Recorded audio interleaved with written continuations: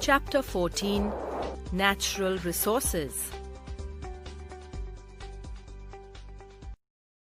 Life on the Earth.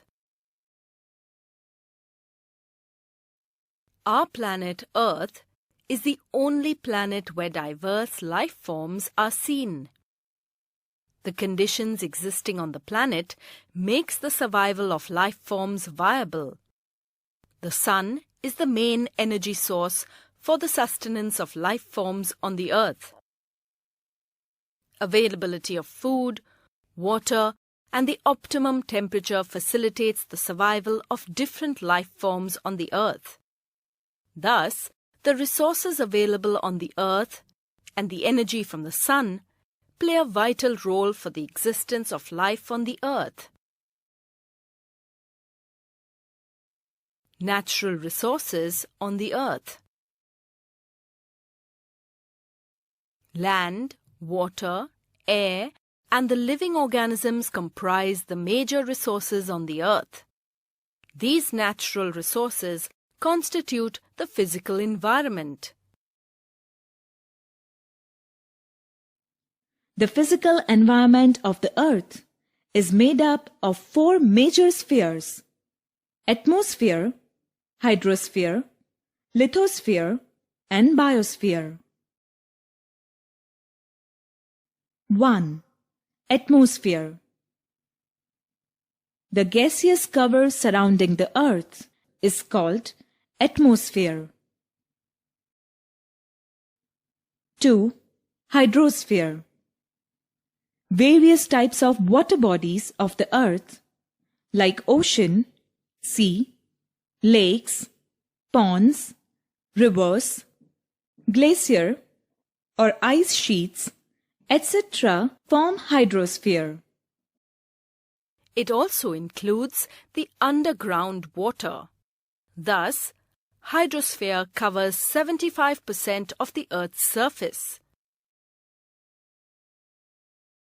3. Lithosphere. The Earth's crust, or the uppermost layer of the Earth's surface, made up of rocks and soil, is called lithosphere. 4. Biosphere. The entire region of atmosphere, hydrosphere, and lithosphere, in which all living organisms exist, is known as biosphere. Biosphere consists of two major components: biotic components and abiotic components. Various types of living organisms constitute the biotic components, whereas land, water, air, etc. form the non-living or abiotic components of the biosphere. These abiotic components play an important role in sustaining life on the Earth. The breath of life, air.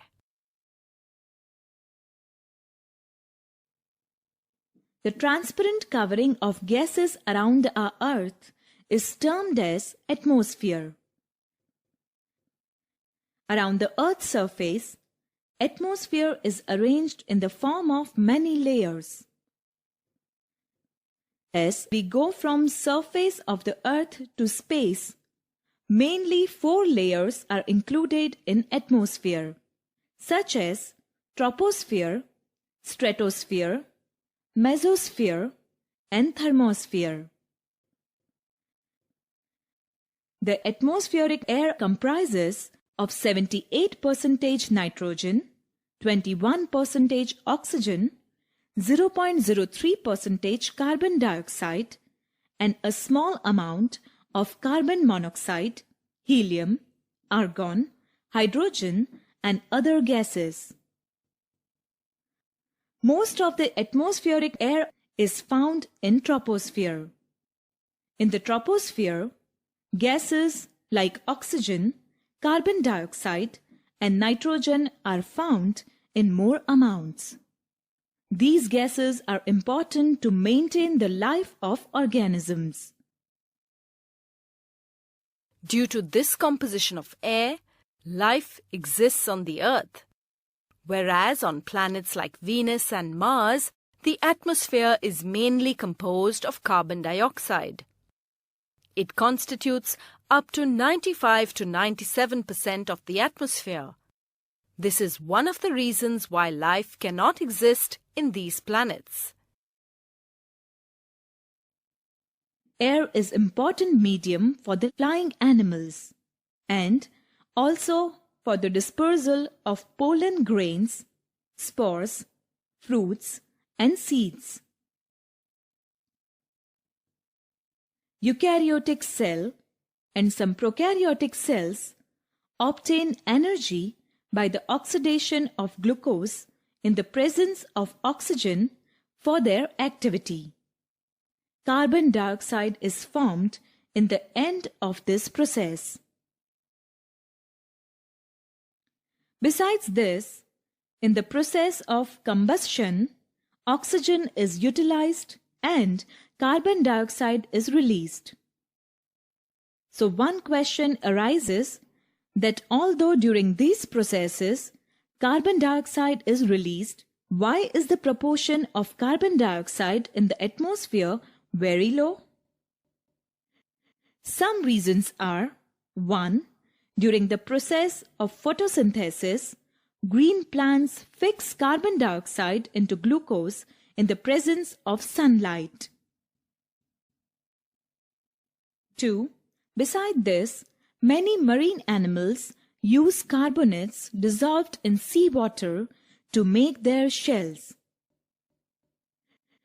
Due to these reasons, the proportion of carbon dioxide in atmosphere is very low. The role of atmosphere in climate control. Air is a bad conductor of heat. So, atmosphere keeps the average temperature of the Earth fairly steady during the day. Besides this, the atmosphere prevents the sudden increase in temperature during the daytime, and during the night it slows down the release of heat into outer space from atmosphere. For example, Moon and Earth are located at the same distance from the Sun. Despite that, due to absence of atmosphere on the surface of Moon, its temperature ranges from minus 190 degrees Celsius to plus 110 degrees Celsius. Carbon dioxide is a greenhouse gas in the atmosphere. Due to accumulation of carbon dioxide in the atmosphere, temperature of the Earth increases. Ocean is a principal storehouse of carbon and carbon dioxide. So, it regulates the greenhouse gases in atmosphere. Activity. Let us perform an activity to demonstrate the difference in heating of different media. Take 2 beakers, a glass bottle, and thermometers. Label the beakers as A and B. Fill the beaker labeled A with water and the beaker labeled B with sand. Take the glass bottle and make a small hole equal to the diameter of the thermometer on its cap. Now, insert the thermometer through the hole. Seal the gap between the thermometer and the cap.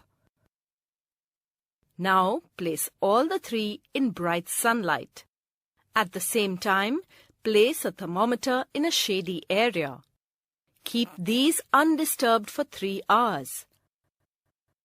After 3 hours, measure the temperature of sand and water. Also, note the temperature readings in the thermometers kept in the closed bottle and in the shade. What do you observe?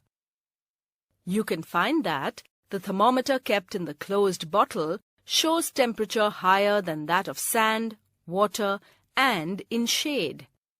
On comparing the temperature readings of both sand and water, we can find that sand shows temperature higher than water. The temperature reading taken in the shady area will be the least compared to the other three. What do you infer from this? The thermometer kept in the closed bottle shows temperature higher than the others because glass traps the radiations. The re-radiated rays cannot pass out through the glass. This heats up the air inside the closed bottle. Hence, the temperature reading is high compared to others. The temperature reading taken in the shade is least because there is no direct radiation. The temperature of sand is higher than water because sand gets heated up faster than water. Now keep the heated water and sand in shade for about 1 hour. Check the temperature. What do you observe? Sand shows a lower temperature compared to water. This is because sand cools down rapidly than water.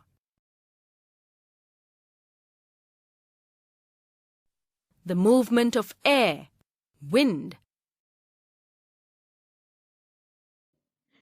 We have all felt relief brought by cold breeze in the evening and rains after some days of hot weather. This phenomenon is the result of changes that take place in our atmosphere due to the heating of air and formation of water vapor. Water vapor is formed due to the heating of water bodies. When the solar radiation falls on the Earth's surface, some radiation is absorbed. But most of the remaining radiation is reflected by land and water bodies. This reflected radiation heats the atmosphere from the lower level. As a result of this, convection currents are created in the air. Here, most noticeable matter is that land is heated faster than the water. The air above the land is heated faster as compared to air over the water bodies. If we look at the situation in coastal regions during the day, the air above the land gets heated faster and starts rising. As this air rises, a region of low pressure is created, and the air above the sea moves into the area of low pressure. The movement of air from one region to the other region creates winds. During the day, the direction of the wind is from the sea to the land.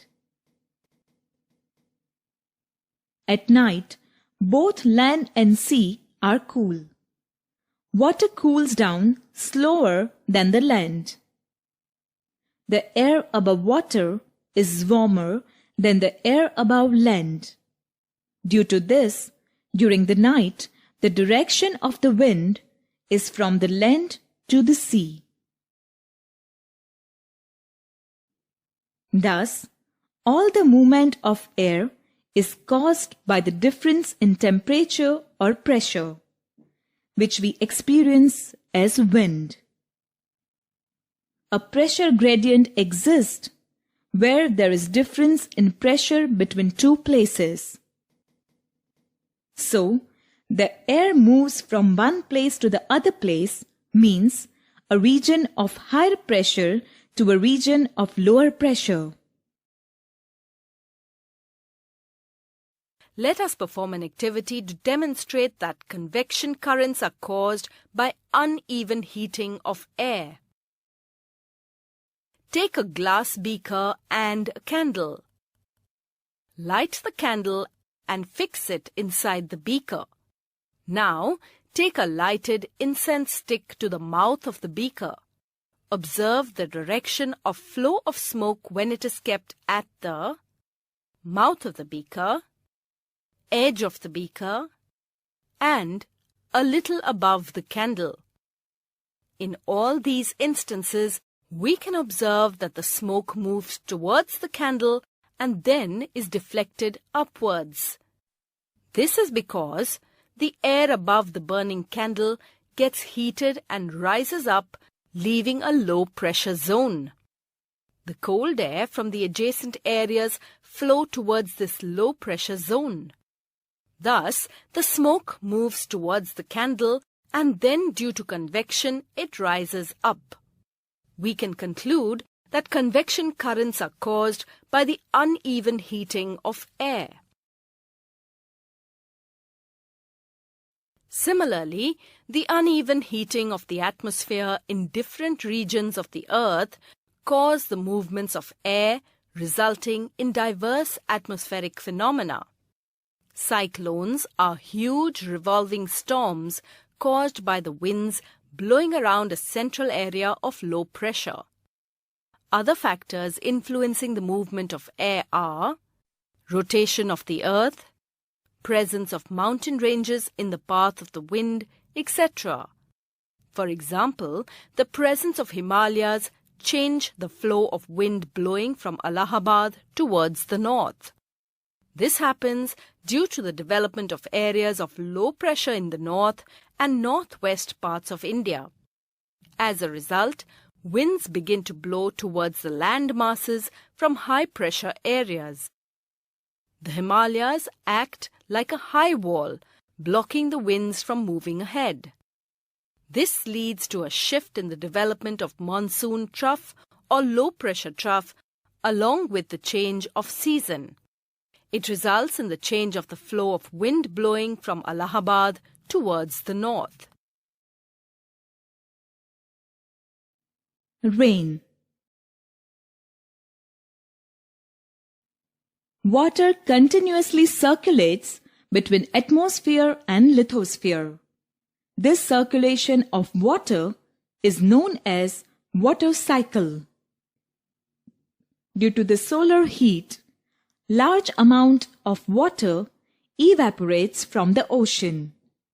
Some amount of water also evaporates from the surface of soil and from plants. Air is heated due to solar heat. This hot air rises up, carrying the water vapor with it. As the air rises, it expands and cools.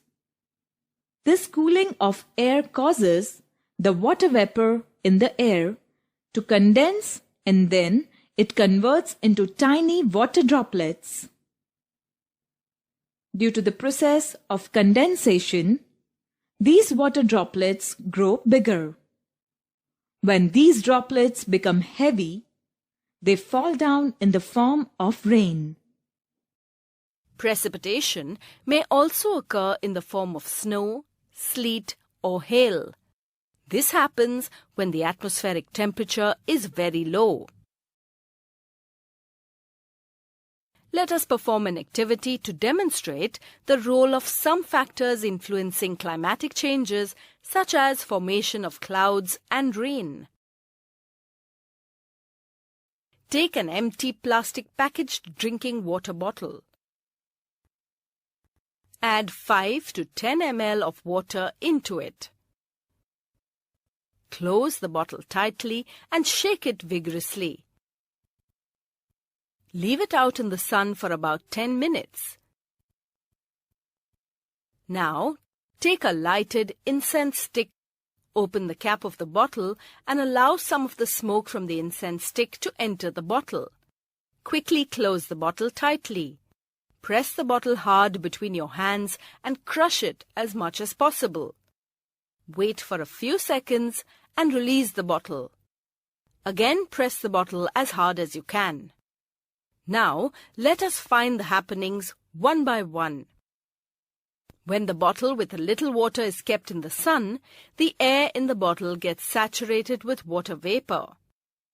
When it is pressed between the hands, the pressure becomes high and the air inside the bottle moves to a low pressure region. The air expands and cools. The particles of smoke act as nuclei and the water vapor condenses on it to form tiny water droplets. When the pressure is released, the air inside becomes foggy. When the bottle is pressed again, the fog disappears because the high pressure created will turn the condensed water vapor to water droplets and get collected at the bottom of the bottle. When the experiment is repeated without smoke released into the bottle, there will not be any fog formation as the smoke particles are absent to act as nuclei for condensation to occur. Factors affecting rain. Prevailing wind patterns are the factors that decide the rainfall patterns. The southwest or northeast monsoons bring rains in India. Southwest monsoon involves winds blowing from the southwest direction. It blows from the Indian Ocean onto the Indian land mass. It brings rain during the months of June through September to most parts of India. Around October, the southwest winds reverse direction and start blowing from the northeast direction. This is known as the northeast monsoon. The northeast monsoon bears less moisture as it blows from the land to sea. Hence, it brings rains to only limited parts of India like Kerala, Andhra Pradesh and Tamil Nadu. Monsoon rains occur in regions of Southeast and South Asia. It also brings rains in areas like islands of Caribbean Sea, African coast and northern Australian coast. Depressions or low-pressure regions created over the sea also cause rains in some areas. Rain gauge. A rain gauge is an instrument used to measure precipitation, rain, in a certain amount of time. It is usually measured in millimeters. 1 millimeter of measured precipitation is the equivalent of 1 liter of rainfall per meter square. A simple rain gauge can be made by using the following materials. Materials required: a plastic bottle with straight sides, ruler of 15 centimeters in length, scissors, stones, clear tape, water. Method: 1. Cut the bottle about 10 centimeters from its top and keep the top part aside. 2. Add stones or gravel to the bottom of the bottle until they come up to the part of the bottle where the sides are straight. This will make the gauge more stable. 3. Stick the ruler to the side of the bottle so that the zero mark on the ruler is 2 centimeters above the stones. 4. Pour enough water into the bottle so that the water level is at the zero mark on the ruler. 5. Take the top of the bottle, the part cut off earlier, turn it upside down and put it into the bottom portion so that it looks like a funnel. 6. Set the gauge in an open area away from trees or buildings, which may affect the amount of rain that falls into the bottle. 7. When it has rained, take the reading using the ruler taped to the side of the bottle. Then, pour out the excess water until the water level is once again at zero. This way, the amount of rainfall in a particular area can be measured. You might have observed lightning and thunder with rain. But rains are not always accompanied by lightning and thunder. Lightning and thunder occurs when it rains after a very hot day. On hot days, the land gets heated up. The hot air rises up and carries water vapor along with it. These water droplets condense at higher altitudes, releasing heat, and fall down as rain. The warmer air continues to rise with greater force. The swift movement of the falling water droplets along with the rising air creates lightning and sound.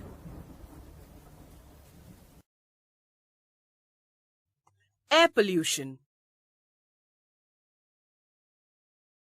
Air pollution is the excessive concentration of undesirable substances known as pollutants that adversely affect human beings, animals, plants, and the environment on the whole. The pollutants may be particulate matter or harmful gases present in the atmosphere. Particulate matter are added to the atmosphere by the combustion of fossil fuels. Hydrocarbons, unburnt carbon particles, etc. constitute the particulate matter. In cold weather, visibility is lowered by the presence of these pollutants in the atmosphere. It happens by the condensation of water vapor on the suspended particles. This is called smog. Smog indicates the prevalence of air pollution. Burning of firewood in the houses releases carbon dioxide, carbon monoxide and other gases into the air, thereby polluting it. Fossil fuels on burning also produce different oxides of nitrogen and sulfur which pollute the atmosphere.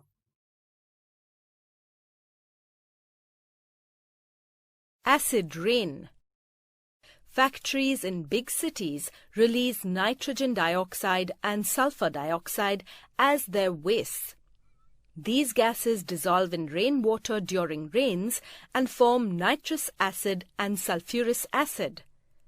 As the rain falls, these acids come down to the ground as acid rain. Acid rain is harmful for the soil, plants, aquatic life, crops, and even buildings.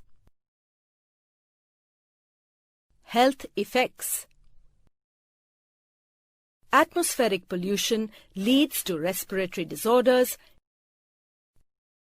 cancer of the intestines, disorders of the urinary bladder, high blood pressure, night blindness.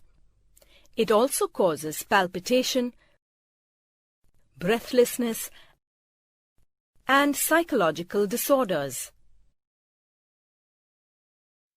Lichens, bio-indicators of air pollution. Lichens are widely used as environmental indicators or bio-indicators of air pollution. If the air in a particular area is highly polluted with sulfur dioxide, then lichens will be absent there. This is because they are very sensitive to the levels of contaminants like sulfur dioxide in the air. Lichens are commonly found growing on the barks of trees as a thin greenish-white crust. Lichens found growing on the trees in your locality indicates that the air is devoid of contaminants like sulfur dioxide. The absence of lichens on trees in areas near busy roads indicates the presence of contaminants like sulfur dioxide in the air. Water, a wonderful liquid. Life is impossible without water. It is the main component of the hydrosphere. 3/4 part of the Earth's surface is covered with water. 97% part of hydrosphere is an ocean, which is useless for us. The remaining 3% of the total water is fresh water. It is in the form of snow in the polar region and in the form of rivers, ponds, lakes, etc. Some amount of water is seen in the form of water vapor. All the organisms depend on the water. Water is an important medium for different chemical reactions of the cell. Water is a very good solvent. Most of the solute substances easily dissolve in the water, so they easily circulate from one part of the body to another. Beside this, water plays an important role in control of the climate conditions.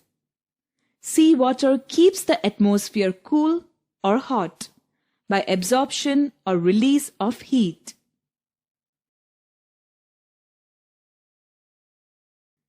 We depend on the rain to maintain the constant volume of fresh water on the earth. Sea plays an important role in maintaining the water cycle. A large amount of the water evaporates from the sea due to the heat of the sun. 90% of total amount of water vapor in the atmosphere falls in sea in the form of rain, and the remaining 10% of water vapor falls on the earth in the form of rain, which helps to maintain the ecosystem of the earth. The terrestrial organisms require fresh water for their survival. This helps to maintain the water balance within their bodies.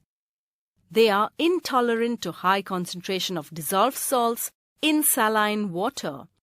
Thus, a variety of plant and animal life are observed in places where there is more availability of water, whereas few species are found in places with scarcity of water.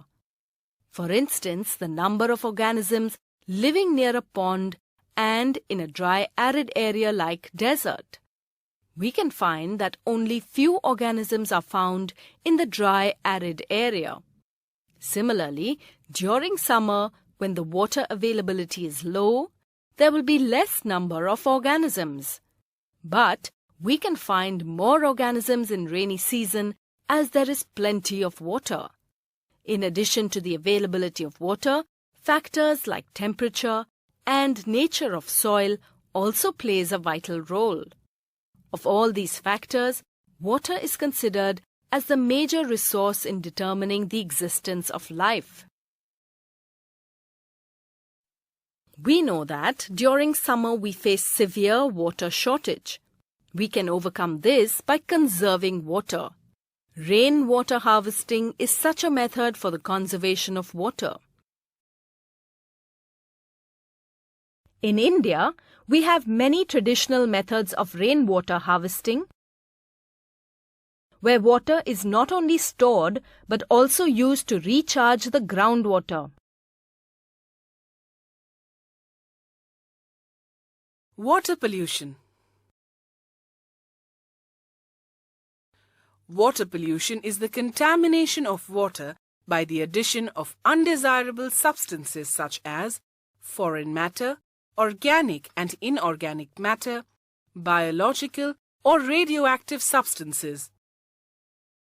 These substances may get dissolved or lie suspended in the water or get deposited on the bed.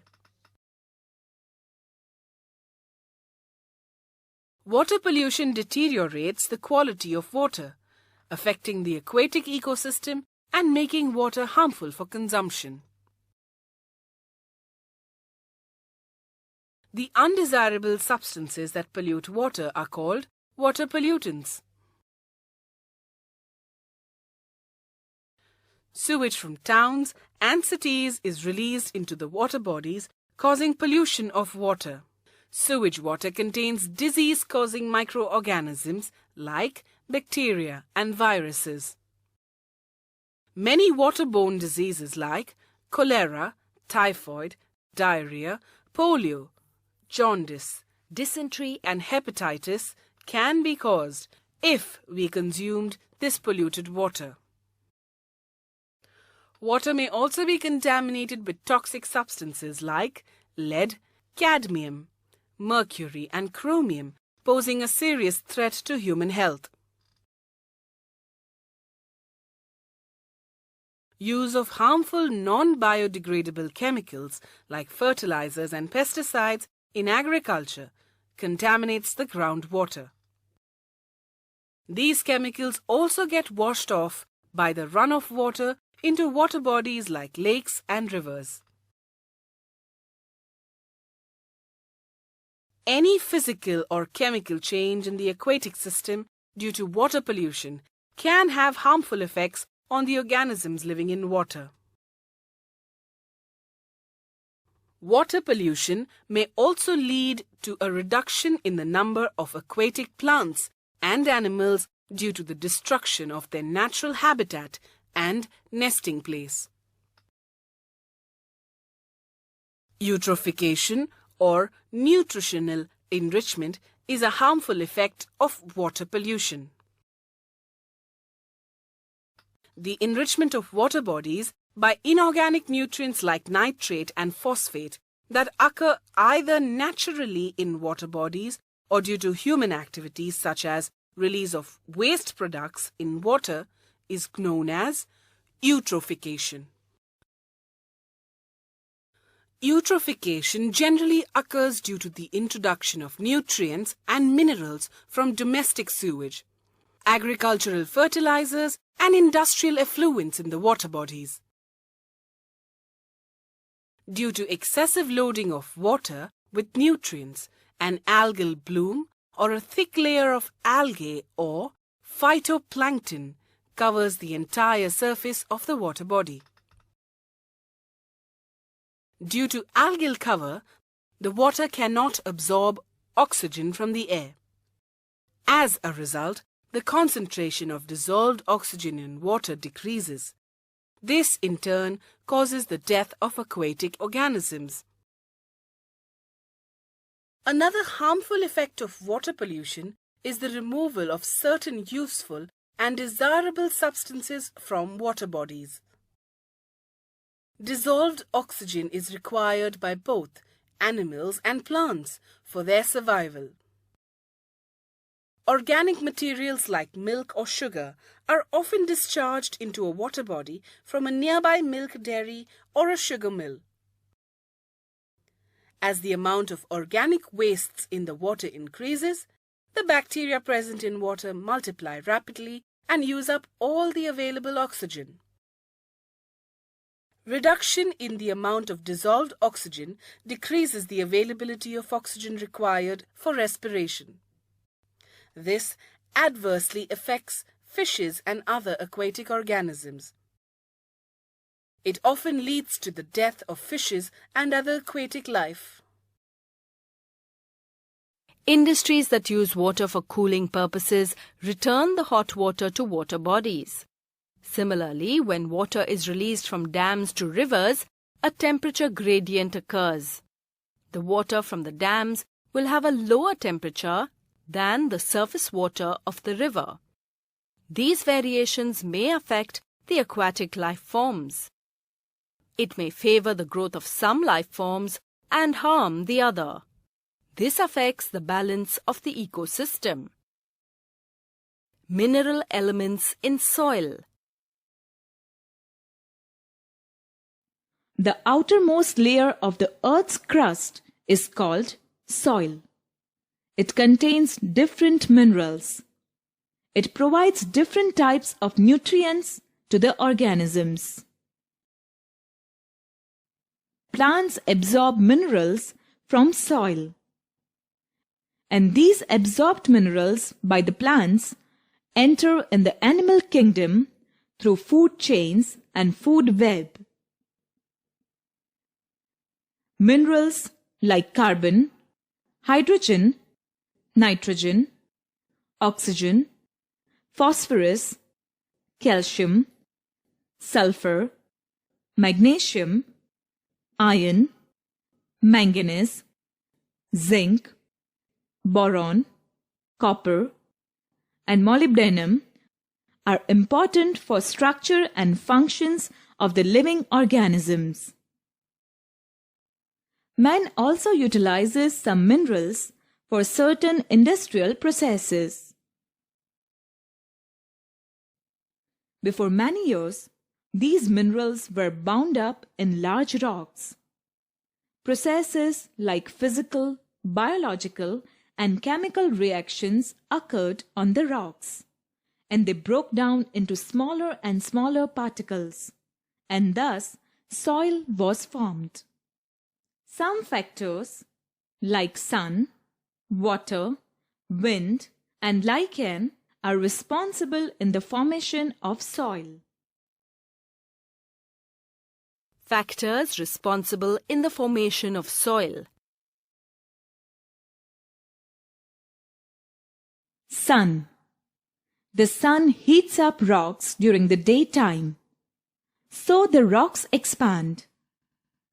While at night, in the absence of sun, these rocks cool down and they contract. But all the parts of the rock do not expand and contract at the same rate. This results in the formation of cracks in the rocks, and ultimately, the huge rocks break down into smaller pieces. Water. Water helps in the formation of soil by two ways. 1. Water enters in the cracks of the rocks formed by the heating of sun. During winter, water freezes. It would cause the cracks of rocks to widen. By this, water enters in the cracks of rocks and widens it. 2. Fast-flowing water wears away hard rock over a long period of time. Besides this, it carries big and small particles of rocks downstream. When these particles rub against other rocks, they become smaller and smaller in size and finally convert into the soil particles. Wind. Like water, rocks are rubbed by strong winds. As a result, small particles are formed. Wind also carries small particles of the soil from one place to the other. Lichen. Lichens grow on the surface of rocks. While growing, they release certain substances which convert the rock surface in powder form and make a thin layer of soil. Thus, plants like lichen play an important role in the formation of soil. Moss and roots of trees also play a significant role in soil formation. Moss grow on the surface of weathered rocks. This leads to further weathering of the rock. The roots of trees growing into the crevices of rocks widen the cracks. This facilitates soil formation. Composition of soil. The earth is made up of different kinds of rocks. Different kinds of rocks produce different kinds of soil particles. The nature of soil, therefore, depends on the kind of rock from which it is formed. The nature and chemical composition of parent rock determines the rate of soil formation as well as the type of soil formed. For example, if a parent rock is rich in calcium, the soil formed by its weathering would be rich in calcium. Soil mainly consists of soil particles of different sizes: humus, soil air, soil water, and living organisms. Activity. Let us perform an activity to observe the different constituents of soil. Collect some soil from your school garden on a piece of paper. Now, take a glass jar and fill it up with water. Add the soil to the jar. Cover the glass jar with a lid and shake it well. Leave the jar undisturbed for an hour. Then, observe it. What do you observe? You observe that the content of the jar separates into 4 layers. The topmost layer consists of soil particles floating along with twigs and leaves. This layer is called humus. The second layer consists of muddy water that contains fine grains of soil called clay. Clay particles are very small in size. The third layer is of silt particles. Silt particles are larger than clay particles. The fourth layer is of sand. The sand particles are larger and heavier than the silt particles. That is why they settle below the clay particles. At the bottom of the jar are present coarse grains of gravel, small pieces of rock, and some stones. As these particles are the heaviest, they sink to the bottom. Some substances like salts present in the soil might have been dissolved in the water. Thus, we can conclude that the soil is composed of different particles like small stones or gravel, sand particles, silt particles, clay particles, particles of decayed organic matter, and soluble salts.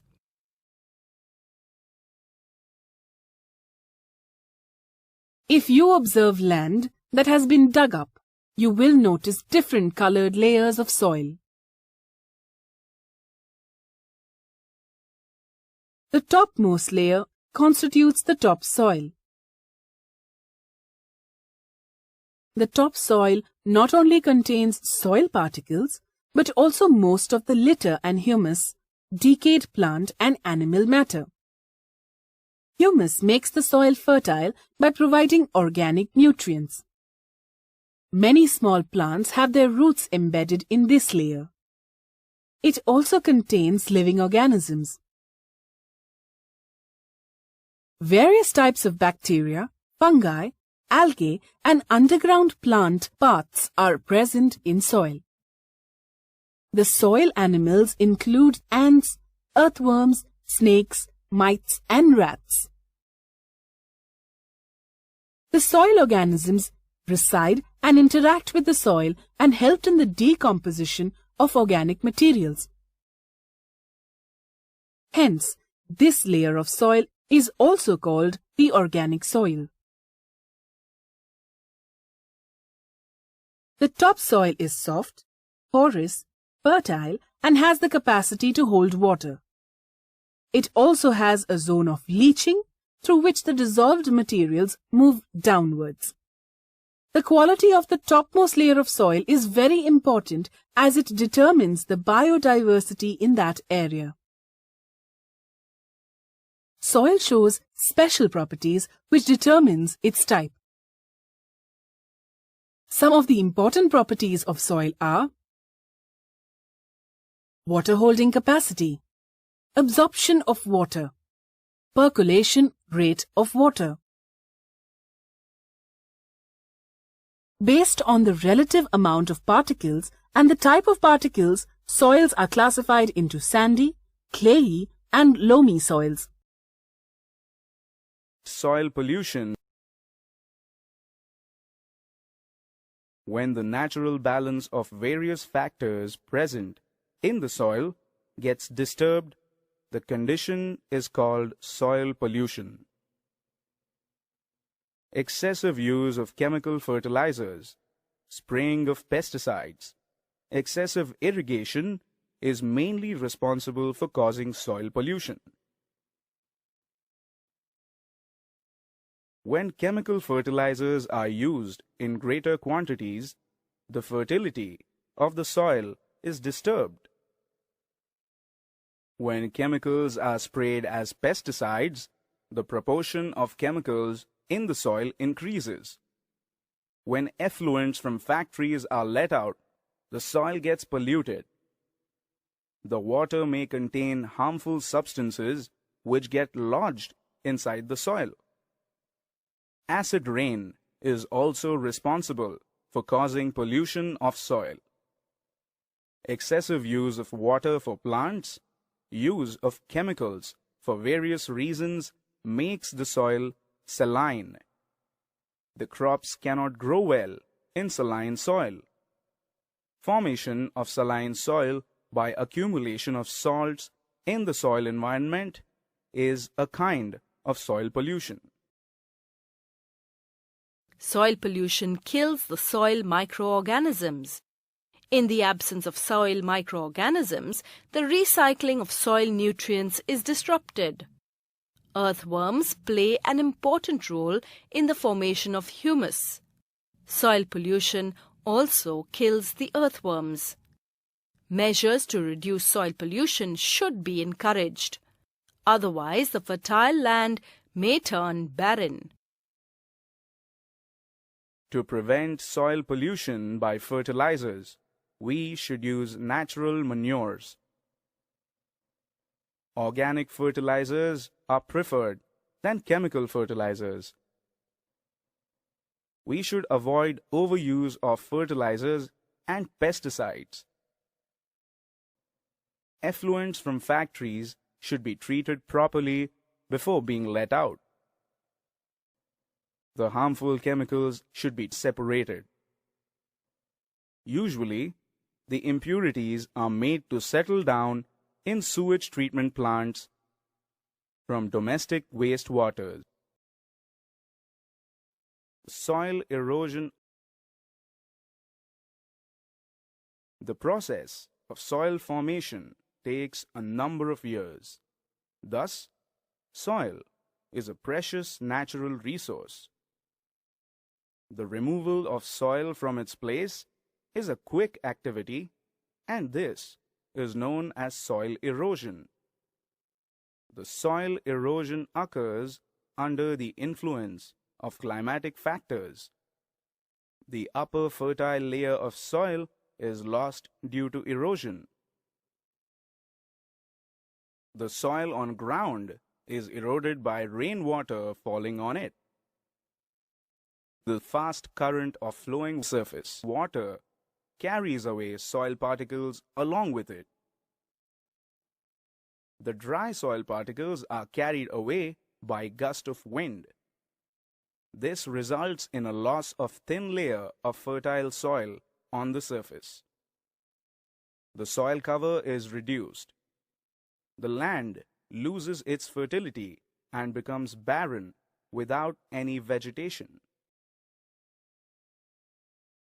A protective cover on the soil will prevent soil erosion.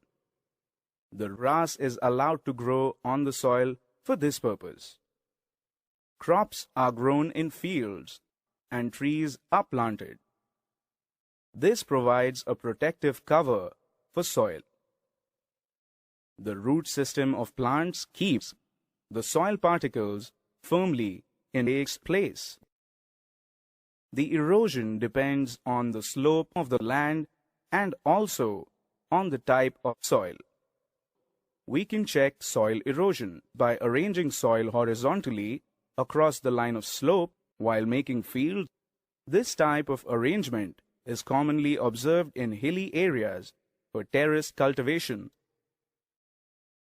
If bunds are built to stop the flowing water, the soil that would have got washed away can be retained in place. Checking soil erosion is a means of conservation of soil. Soil is a non-renewable resource. It needs proper protection. If soil erosion is arrested, soil is conserved. Activity. Let us perform an activity to demonstrate the importance of vegetation in preventing soil erosion. Take 2 identical crates and fill them with soil. Mark the crates A and B. Place paddy seeds in crate A and leave crate B as such. Water both the crates regularly for a few days. We can observe that the first crate is covered by paddy seedlings. Now, tilt both the crates and place them in the tilted position. Both the trays should be tilted at the same angle. Place 2 trays below the crates marked A and B. Pour equal amount of water gently on both crates such that the water flows out of the crates and gets collected in the trays placed below. Find the amount of soil collected in the trays. What do you observe? We can observe that the tray placed below the crate A with paddy has less amount of soil, while the tray placed below the crate without paddy has more amount of soil. Now, pour more water on both the crates from a height. What do you observe? We can observe that more soil is collected in the trays. This is because when water is poured from a height, the soil gets loosened. We can also observe the difference in the amount of soil collected from both the trays. The tray placed below the crate A with paddy has less amount of soil compared to the tray placed below the crate without paddy. From this we can conclude that plants play an important role in preventing soil erosion. The root system of plants keep the soil particles in place firmly on the ground, thereby preventing the erosion of soil. Biogeochemical cycles. Ecosystem comprises of biotic components like producers, consumers, and decomposers. For the maintenance of all these organisms of life, energy as well as abiotic components are necessary. Organisms obtain these abiotic components from the environment.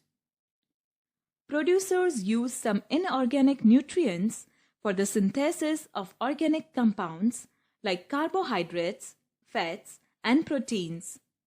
Solar energy is also stored in the form of these organic substances. These organic substances are utilized by consumers as food.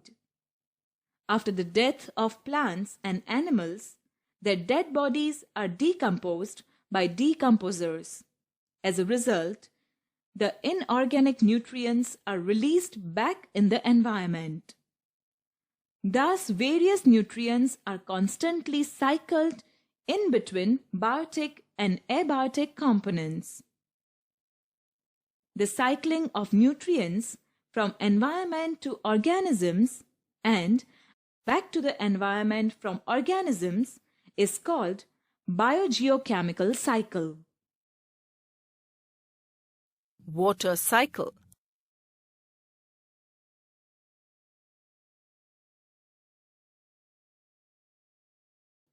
The circulation of water and moisture between living organisms, atmosphere, and earth is referred as water cycle or hydrologic cycle or H2O cycle. The sun is responsible to drive the water cycle. Water in the ocean and sea are heated by sun. So, water is mixed in the air in the form of water vapor.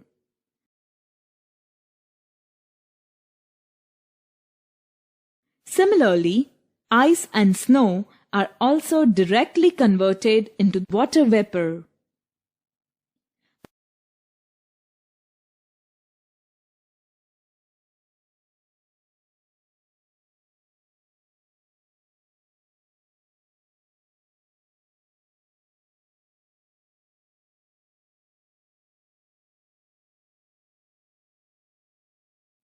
By the process of transpiration in plants,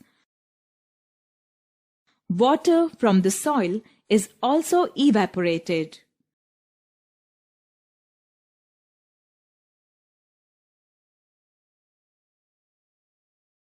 By the process of condensation, water vapor which accumulate in the atmosphere converts into water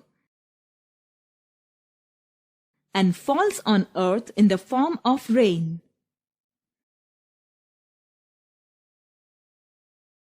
All of the rainwater which falls on the land does not immediately flow back into the sea.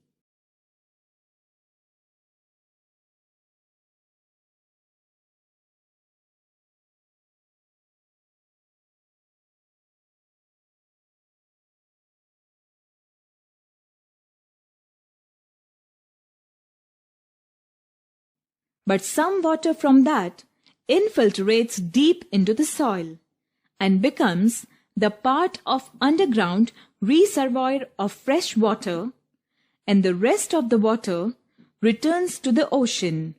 Thus, water cycle resumes.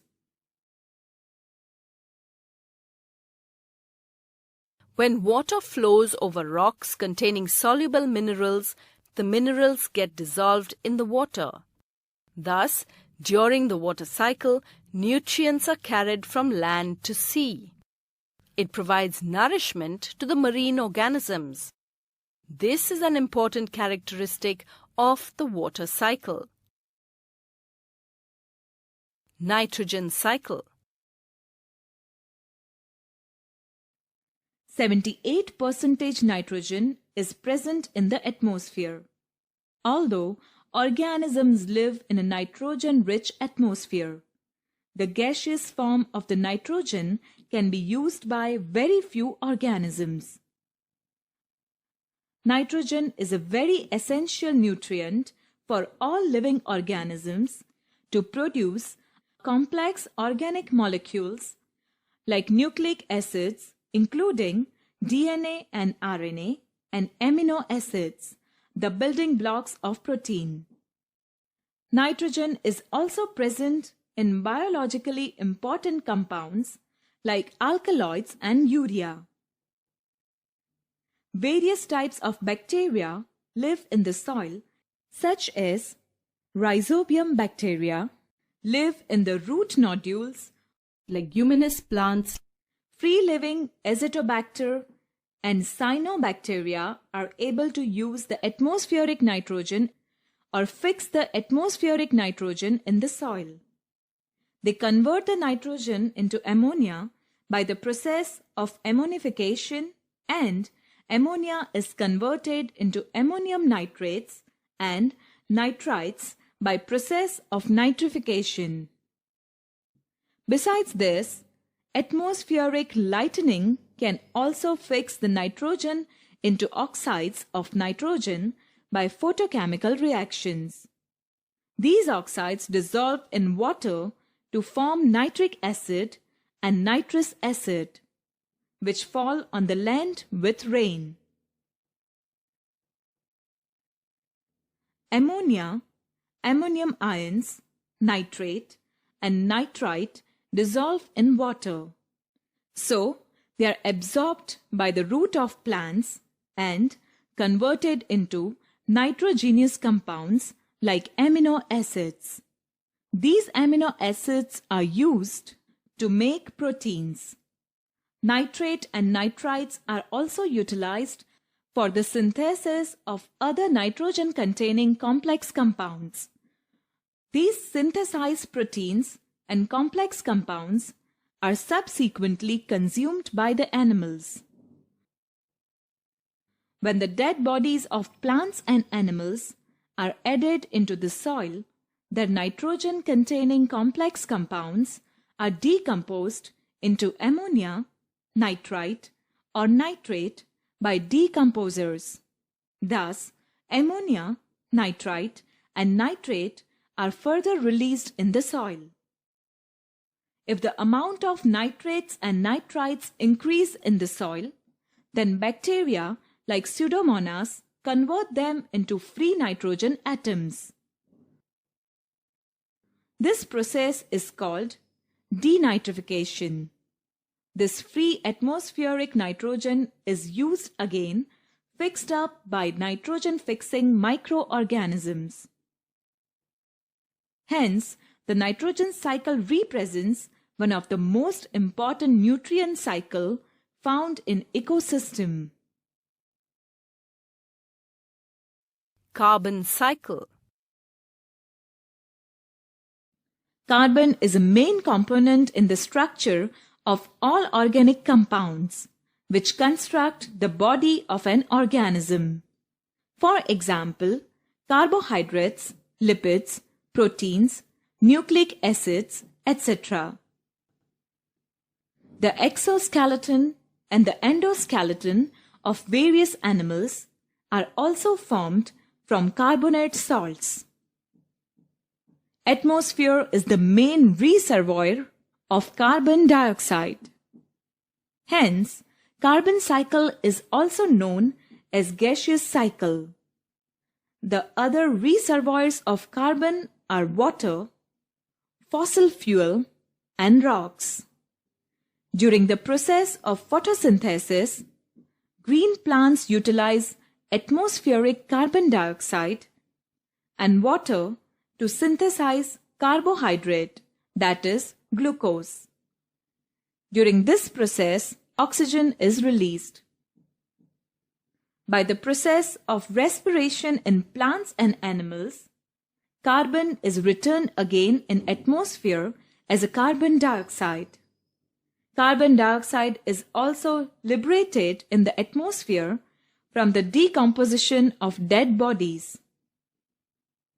Besides this, carbon dioxide is released from non-biological processes like combustion of fossil fuels, wood, coal, etc. Carbon cycle is essentially a perfect cycle because as soon as carbon is released, it is returned back to the environment. It is noticeable that as a result of industrialization, human beings started burning of fossil fuel on a very large scale. Since then, the percentage of carbon dioxide became double in the atmosphere. Greenhouse effect. Do you know what is a greenhouse? A greenhouse is a glass enclosure where tropical plants are kept warm during winter. This is possible because glass can trap heat radiations. Thus, the temperature inside the greenhouse will be higher than the surroundings. Such a phenomenon is also observed in the atmosphere. Atmosphere is present around the earth. The light rays rising from the sun pass through this atmosphere and reach the surface of the earth. Under the influence of this light rays, the atmosphere and surface of the earth become heated. Some rays of the sun are reflected from the surface of the earth and dispersed in the space. During the dispersion, carbon dioxide present in the atmosphere absorbs the long wavelength infrared rays from the reflected rays and reflects them back towards the earth. As a result, the temperature of the earth and its surrounding atmosphere is increased. This effect is called greenhouse effect, and the gas which induces such an effect is called greenhouse gas. Moreover, other greenhouse gases are also added in the atmosphere. Among them, main gases are methane, nitrous oxide,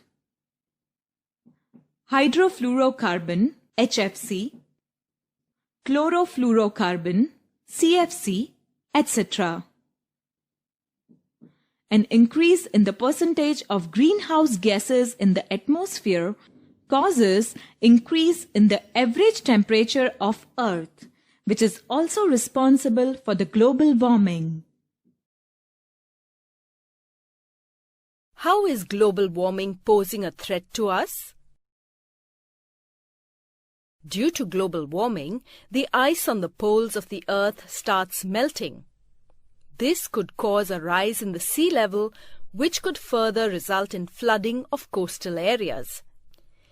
Even a 0.5 meter to 1.5 meter rise in the sea level can cause flooding of coastal cities. It is alarming, and we need to take essential measures to control the rise in the proportion of carbon dioxide and other greenhouse gases. Oxygen cycle. Oxygen cycle is a very complex cycle. Oxygen is one portion of atmosphere, which gives support of life to an organism. 21% oxygen is present in the atmosphere. Oxygen is present extensively in the combined form in the Earth's crust as well as in the air in the form of carbon dioxide. Oxygen is also basic component of biological molecules like carbohydrates, lipids, proteins, and nucleic acids. Oxygen circulates freely throughout the biosphere as a component of carbon dioxide. Oxygen combines with nitrogen compounds to form nitrates and combines with various metals to form oxides. Oxygen present in the atmosphere is used in three processes, mainly combustion, respiration, and in the formation of oxides. Photosynthesis is the only one process by which oxygen is returned in the atmosphere. Oxygen is necessary for the process of respiration, but it is noticeable that some forms of life, especially bacteria, are poisoned by elemental oxygen. Ozone layer. Generally, elemental oxygen is seen in the form of a diatomic molecule.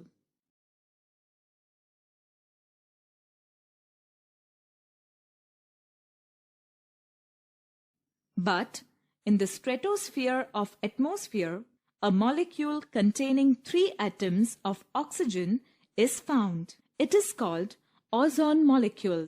Its molecular formula is O3.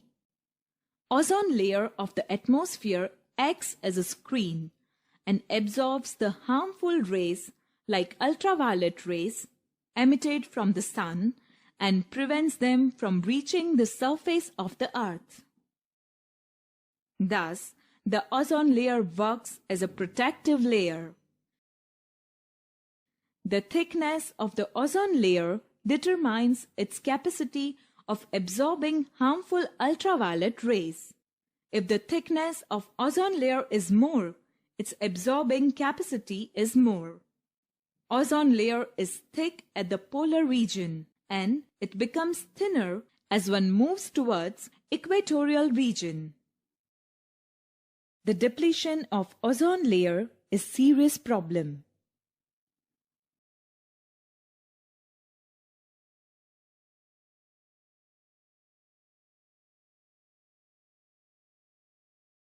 Various man-made compounds like chlorofluorocarbon, CFC, is used in refrigerator and air conditioners.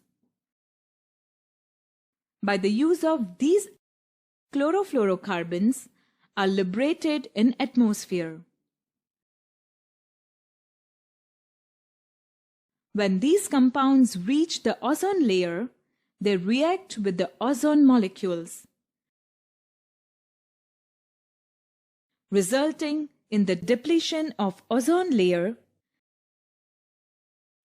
Due to depletion of ozone layer, harmful rays like ultraviolet rays reach the surface of the earth. As a result, harmful effects occur on the organisms.